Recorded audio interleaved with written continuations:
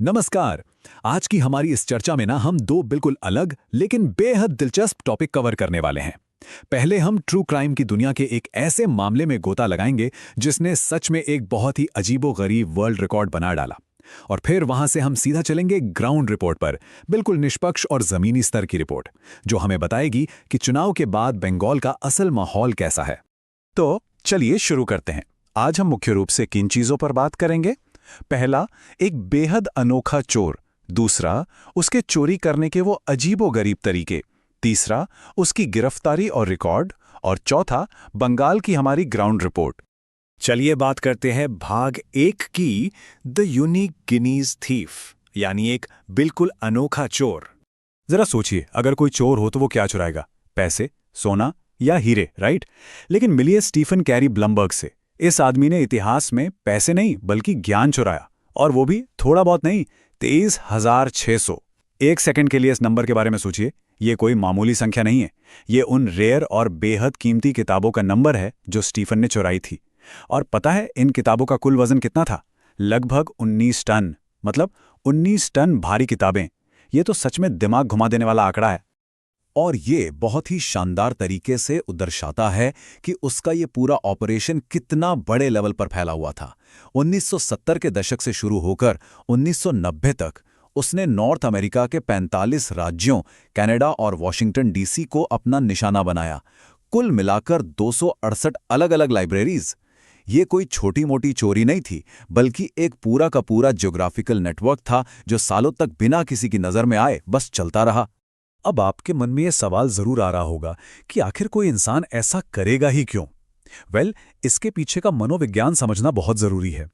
देखिए, जब स्टीफन महज 15 साल का था ना, तब उसे स्किज़ॉइड पर्सनैलिटी डिसऑर्डर नाम की एक मानसिक स्थिति डायग्नोज हुई थी। इस कंडीशन में होता क्या है कि इंसान अक्सर बिल्कुल अलग थलग, अकेला रहना पसंद करता है और उसे सोशल रिलेशनशिप्स में कोई खास दिलचस्पी नहीं होती। इसी वजह से उसमें किताबों को चुराकर मार्केट में बेचने की नहीं, बल्कि उन्हें पागलों की तरह अपने पास बस इकट्ठा करने की एक अजीब सी ललक पैदा हो गई। और सबसे दिलचस्प बात तो ये है कि उसका भ्रम किस लेवल का था।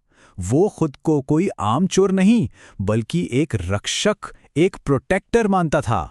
स्टीफन को सच में ये लगता था कि ये लाइब्रेरीज और संस्थाएं इन रेयर किताबों की सही से देखभाल कर ही नहीं रही हैं, तो उसने खुद को इनका रक्षक घोषित कर दिया। उसका ये ऑब्सेशन इस कदर हावी था कि उसने इन किताबों का पूरा अंबार अपने घर के हर कोने में लगा रखा था। मतलब दीवारों से लेकर, यकीन मानिए, अपने बाथरूम तक में। अब आते हैं भाग 2 पर, चोरी के वो अजीबोगरीब तरीके। ये जानना सच में बहुत दिलचस्प है। तो उसने लगभग 20 सालों तक इतनी सफाई से ये सब कैसे किया? उसकी काम करने की जो स्टाइल थी ना, वो किसी हॉलीवुड सस्पेंस फिल्म से कम नहीं थी।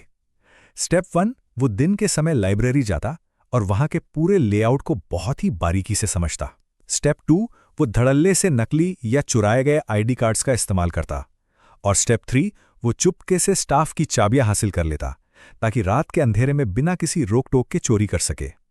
और एक बहुत ही सरप्राइजिंग फैक्ट बताऊं, अपना खर्चा चलाने और थोड़ी एक्स्ट्रा कमाई के लिए वो पुरानी इमारतों से निकाले गए दरवाजे, खिड़कियां और शीशे ले जाकर कबाड़ में बेचा करता था।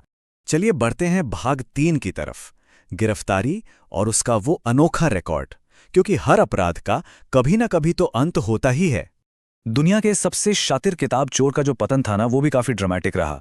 1970 के दशक से लेके 1990 तक चोरी का यह सिलसिला बिना रुके चलता रहा। लेकिन फिर आया 20 मार्च 1990 का दिन, जब फाइनली उसकी गिरफ्तारी हुई।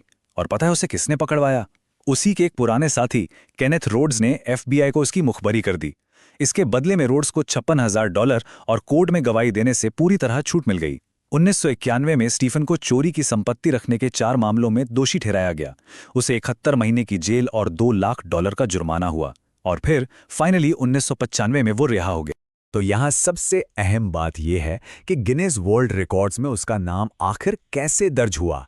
शुरुआत में इन चुराई गई किताबों की कीमत $20 मिलियन आंकी गई थी, जिसे बाद में सही करके $5.3 मिलियन कर दिया गया। लेकिन गिनेस बुक ने उसे मोस्ट प्रोलिफिक बुक थीफ, यानी सबसे ज्यादा किताबें चोरी करने वाले का जो खिताब दिया ना, वो इन किताबों की भारी भरकम कीमत के आधार पर नहीं दिया था, बल्कि उनकी महज संख्या, उनके वॉल्यूम के आधार पर दिया था। आइए अब इस ओर बढ़